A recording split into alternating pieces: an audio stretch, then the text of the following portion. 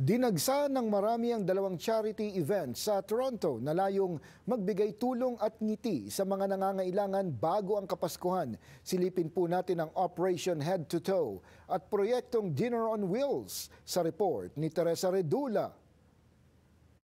This is large, so this is going here. Ito na ang ika-6 na taon ng bigayan sa Operation Head to Toe na sinimulan ng isang pamilya noong 2019.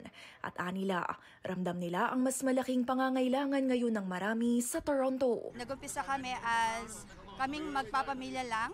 8 kami noon. But look, ang dami na namin ngayon. It grew so much. It grew 100 folds.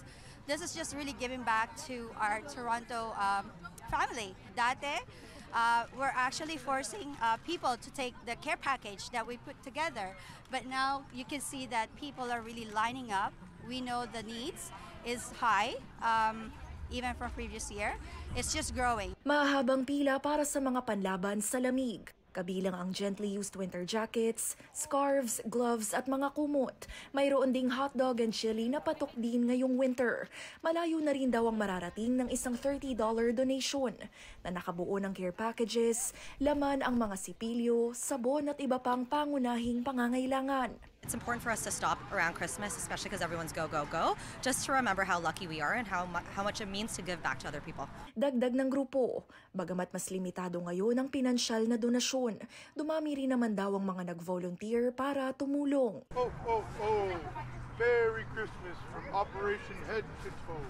Bukod dito, mahigit 250 festive meals din ang ipinamahagi ng isang Muslim youth group para sa mga nangangailangan sa Toronto. Us at the Ahmadiyya Muslim Youth Association have been doing a holiday dinner on wheels initiative for the past few years, where Muslim youth go around downtown and we hand out food to those who are experiencing food insecurity. Bahagi ang Holiday Dinner on Wheels sa Canada-wide initiative na inilunsad ngayong linggo. Isa lamang ito sa maraming proyekto ng grupo ngayong taon, kabilang ang food and clothing drives. There's actually a very profound saying of the Prophet Muhammad, peace be upon him, where he said, "You're not a true believer if your neighbor goes hungry."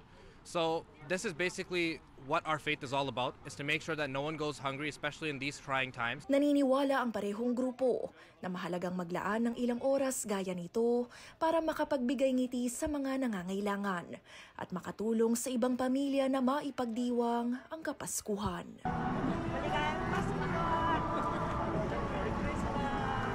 Teresa Redula, Omni News, Toronto.